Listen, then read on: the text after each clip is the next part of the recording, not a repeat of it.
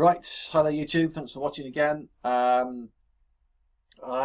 posted a track that I done sort of a live performance, sort of an acid electronica thing on YouTube very recently this week. Track was called Low. I had quite a lot of interest in it and had quite a lot of views in a couple of days, which I'm quite pleased about, some nice comments as well.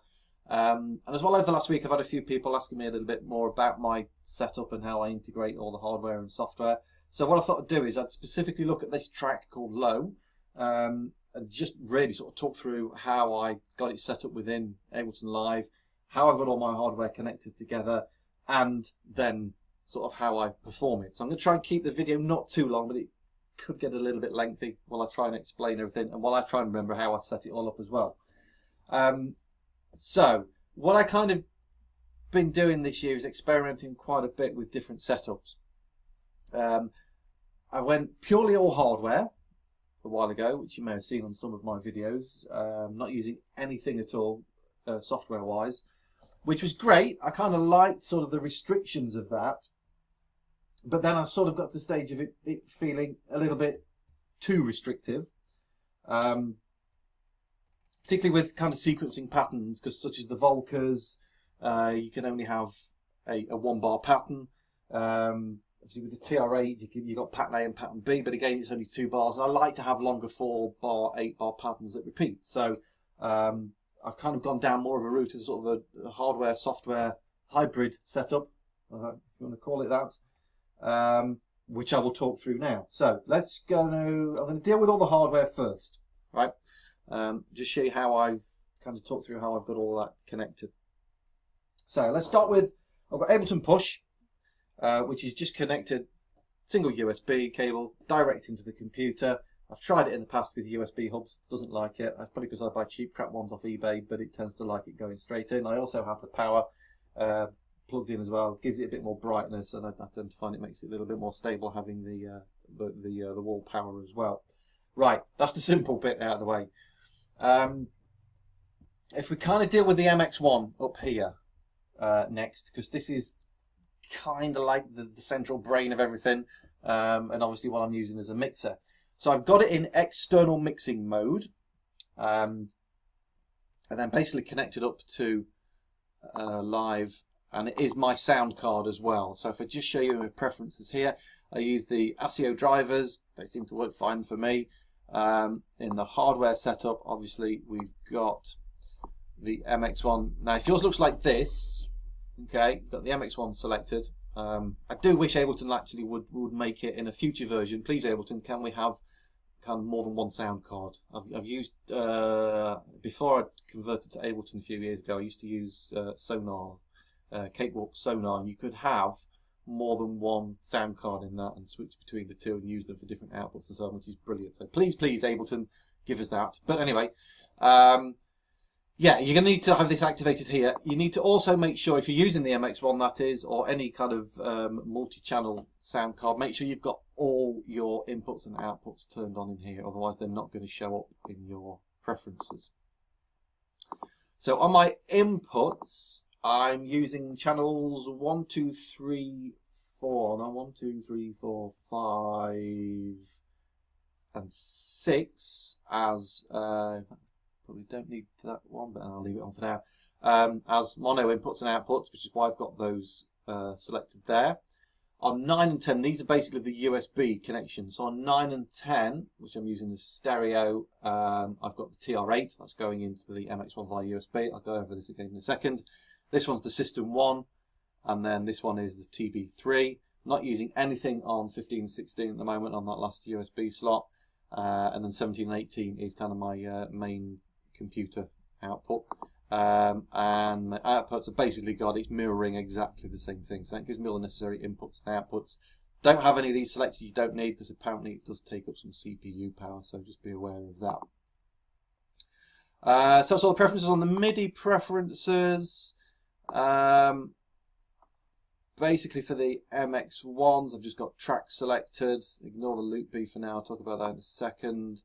So basically just all the tracks apart from the MX-1 output, which I've got sync on. That's so that when I press play on push, it starts the MX-1 playing as well, and then it gives me the ability to use the beat effects and the master effects and so on the MX-1. Yeah, the looping MIDI, I'm not using these for this tutorial, but if you look in my track here, I've got a track here called Lights, and I have MIDI notes which control the lights that will go in time with the music. I have done a separate tutorial on that. If anybody's interested in that, then check that out. I'm not going to go into that for this one. So the MX-1 is connected to the laptop again, just via a USB cable going straight in. Again, doesn't like USB hubs, and that's basically all the USB that's going in to the computer. Computer, just out of interest, is it's an i7 processor laptop running Windows 10.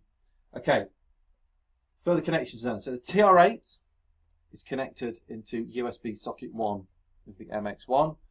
The System 1 is connected into USB socket 2 on the MX-1, and the TB-3 is connected into USB socket 3.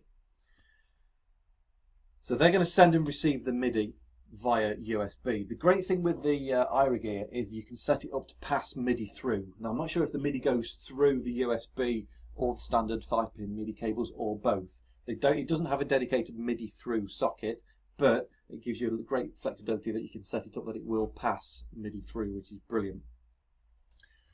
So then, in terms of other connections, and what I got, because I always forget how everything's connected. So trusty notebook, right? Get a notebook, write your notes down so you can remember everything's connected, because I can never remember all my MIDI things. And then I've got a sheet here with all my MIDI channels, so I know which channel is on which. So go from this way round. I've got standard MIDI cable, 5-pin MIDI cable, going from the TB-3, going out of the TB-3 into the Volca base. So they're just connected together. The Volca base, I think the TB-3 is set on MIDI channel 2, the Volca base is set on MIDI channel 4. More on that in a minute, you'll see why. The MX-1, the MIDI output, the 5-pin MIDI output from there is going into the Volca keys. The Volca keys I've got set on MIDI channel 15. Don't ask me why, it's just random ones that I set up that way. What's next? The System 1 is taking the MIDI, 5-pin MIDI cable out too. What I've got down here is the iRig 2, IK Multimedia iRig 2 little MIDI interface, and that is then connected via the camera connection kit to the iPad over here. So the iPad is running for this track. I'm using Rebirth, the Propellerheads app, because I wanted to have two kind of 303 sort of sounds in it. I'm hoping to get a TT303 soon when I've got enough cash. Can't afford the real thing, or another TB3 because I like to do the sounds. But for now, I'm running that off the iPad. The iPad then is set to sync to the within Rebirth. I've got sync settings on that to be synced as a MIDI slave to the iRig 2. So basically what happens is when I press play on push, it starts the track playing on the iPad. Okay, so that's all synchronized together. So that's kind of playing that through live. And then the TR-8, I've got the MIDI output. I say MIDI output, these are basically more MIDI throughs. Okay, and that's going to, which you can't see, but down underneath my laptop over here, I've got a Yamaha TMX drum module, which I use some kind of sounds on that. It's got some nice old style sounds on that. And that's going through to that. And again, I've got that, I think the TR-8 is set to channel 10, its default setting on there on the MIDI channels. The TMX over here, which you can't see, is set on MIDI channel 9, and I think I've got my iRig set on MIDI channel 3. So that's basically how everything is connected together. So it's a combination of USB and standard 5-pin MIDI cables. So this is sort of my live set that I'm just gradually working on and building up. So previously I would sort of, a lot of my old stuff, because I've sort of been working on developing my sound a bit, and I'm going a bit more down a route of sort of acidy, electronica-y kind of stuff. Kind of long tracks, you know, 6, 7, 8 minutes long. In the past I've done pretty much sort of standard songs, verse, chorus, drop, EDM kind of stuff, which I'm moving away from a little bit. I found those songs for playing live very restrictive. They've got a very specific formula. and I kind of felt like I had to stick to that, and it didn't give me a lot of chance for improvisation. And for that, I would basically be launching clips and scenes going down. So across here would have been one track, so that would be track 2, this would be track 3, and so on, going down vertically. What I'm now doing is I'm setting it up horizontally. So I've got 3 tracks in here at the moment. This one, Vortex, which again is up on YouTube, which I performed a few weeks ago. Then I can just expand them out, and I've got all the sections of the track in here. So we're concentrating on this one on low. So I'll just go through each track individually and explain how it's set up. Lights I've talked about. The iPad track is basically there just for routing the sound from the iPad. Okay, so the iPad running Rebirth. I've got the output from that is going into channel 2 on the MX-1. So if I just press play, that's playing at the moment. You see the volume's down here. If I bring that up, okay, we can hear that's just playing away in the background. So I'll leave that playing so it's synchronized in time. Okay, so that's that track for that. So it's just basically all I'm doing is I'm sending the audio out to channel 2, because you can go on external out. If you go onto those, sorry, down here, I've got all my inputs and outputs available that I had via the MX-1. So I've got that plugged into channel 2, sending the audio out to that, so I can control it with that fader.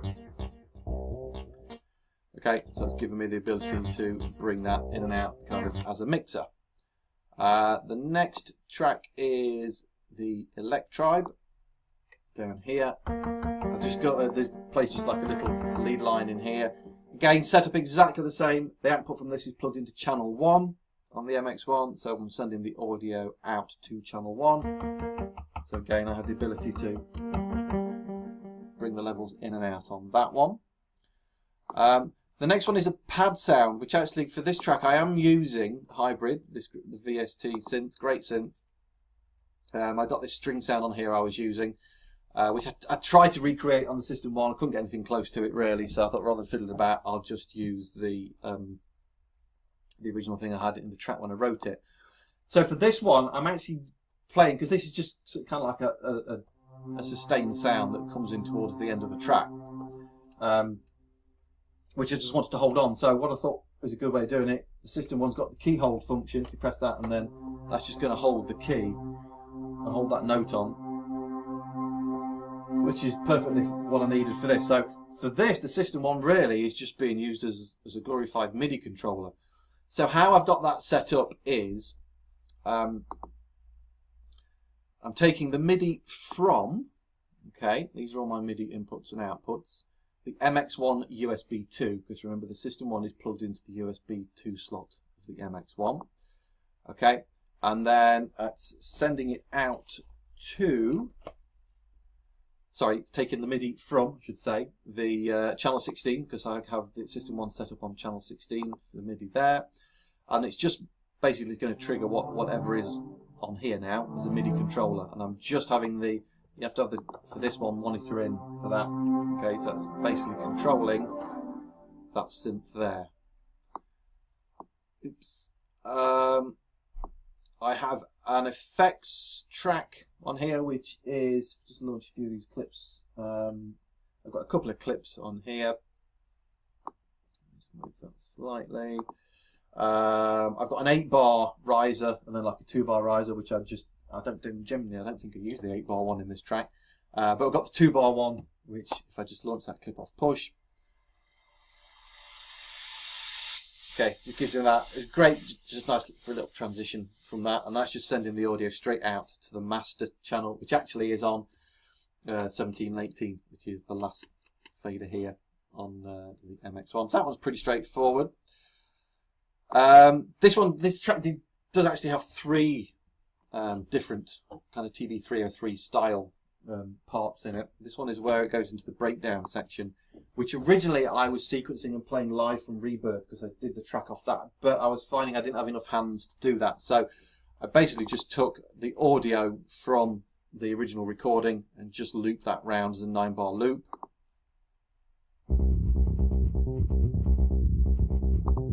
Okay, so I'll just launch that as a clip.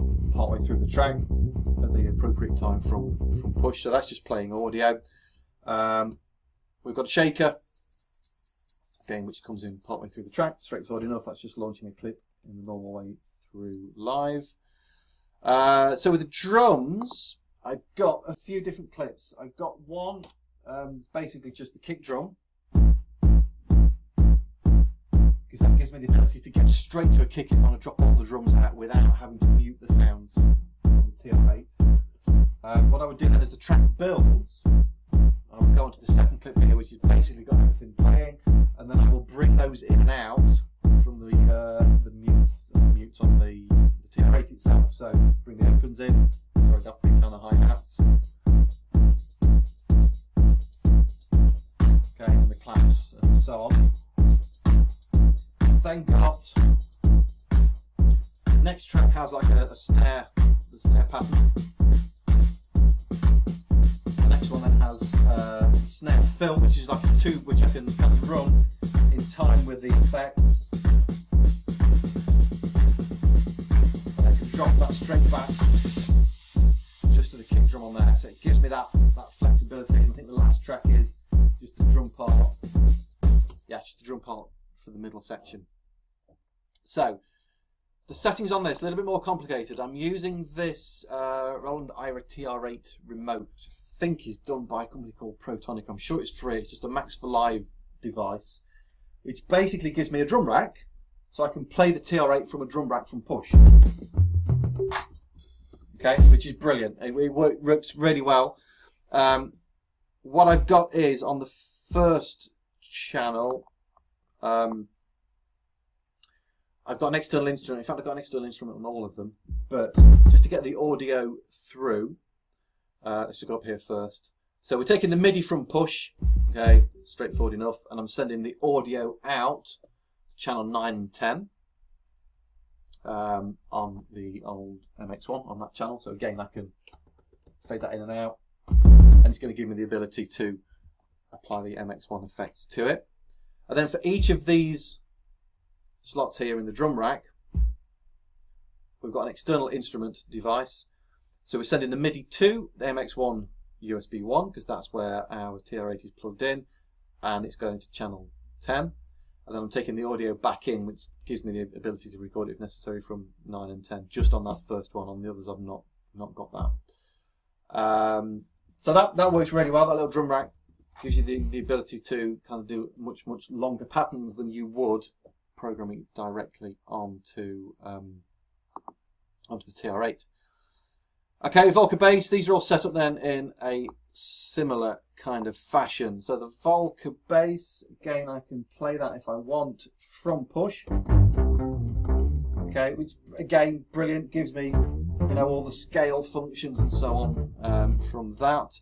So again, it's taking the MIDI from push.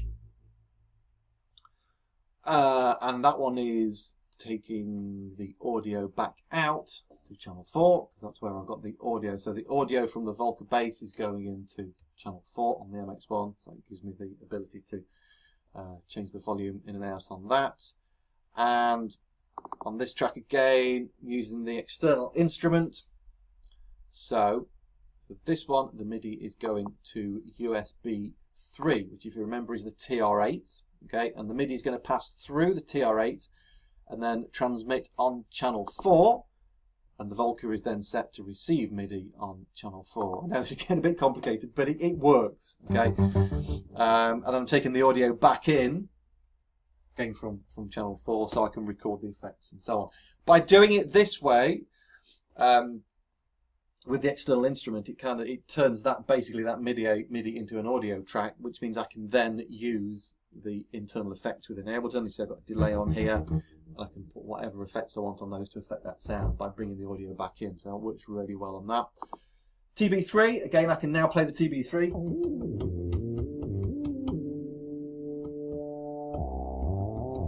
Okay, from push, again, great to have the ability to do that.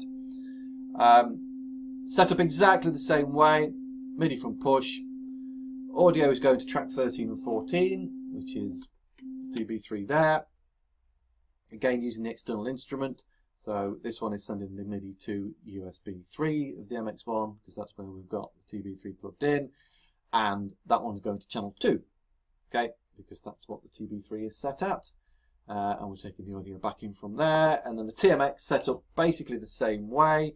Remember, the TMX drum module was connected via MIDI from, so we're taking the MIDI out of the TR-8 to the in on the drum sound module. TR-8 is connected to USB socket 1 on here, so that's why we're sending the MIDI to there on USB 1. TR-8 is set to receive on MIDI channel 9, and the audio output from that is plugged in to the audio to channel 3 on here. So that's one thing I didn't sort of talk about at the beginning of this video, is the audio connections. So basically the Electribe audio out is going into channel 1 on the MX-1. The iPad audio out is going into channel 2. The TMX drum module over here is going into channel 3. The Volca bass audio out going into 4. Volca keys, which I don't use on this track, but again is set up in the same way, is going into 4. Going into 5. The 6 is, I'm not using again on this track, and then the TR-8, System 1 and the TB-3 are sending out their audio via USB. So I've not got any audio outs from those. It does it all over USB, which is great. Stops having loads and loads of cables everywhere, because there's enough of those in the place. So quick walkthrough on how I can do the song. So basically it starts off with the kick drum, and then I have everything sort of turned down. We bring the Volca bass in, so I'll launch the clip on here. So we've got all these are basically just MIDI clips. Okay, so we find that Volca bass, we just click on that. Okay, so that's that bass, just a MIDI clip. Where are we? So you bring that in. Again, the drums are just all MIDI clips. Okay, so it's the kick drum. We'll launch the next clip, the drums. In fact, actually, no, the next bit on the song that comes in is the TB-3. Okay, we'll fade that in. Okay, so there's the MIDI pattern for the TB-3. Okay, and then I've got the ability to obviously change the sounds live on the TB-3 as I play it. Go to clip 2 on the drums. Then start to bring more of the drums in then.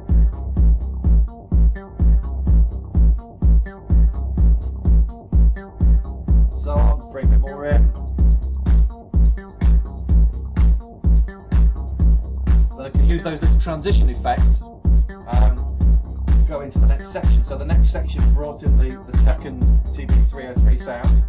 So I just take like a little 2-bar thing, drop the drums out.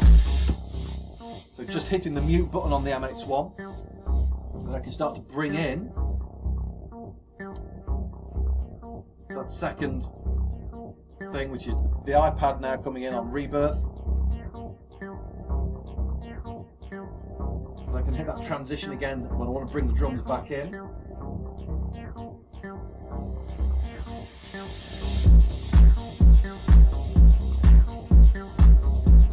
And so on. And that's basically how the track progresses. And then we'd have that snare fill coming in. And then going into like the drop section, the quieter section in the middle. What I'll do is I'll mute some of the tracks on here. I'm going to mute the TB-3, the iPad and the Volca bass. Go for a 2-bar fill.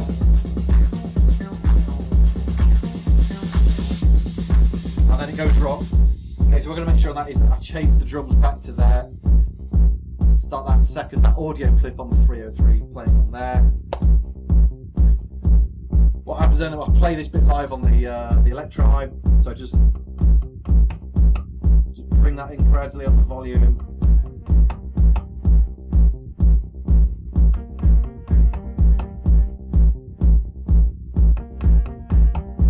And so on, we bring those drums in that are off the TMX.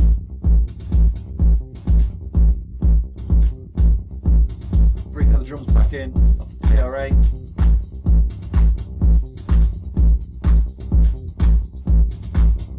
And I think what I did was stop those clips playing. As it comes back in there, unmute those, do the little 2-bar fill.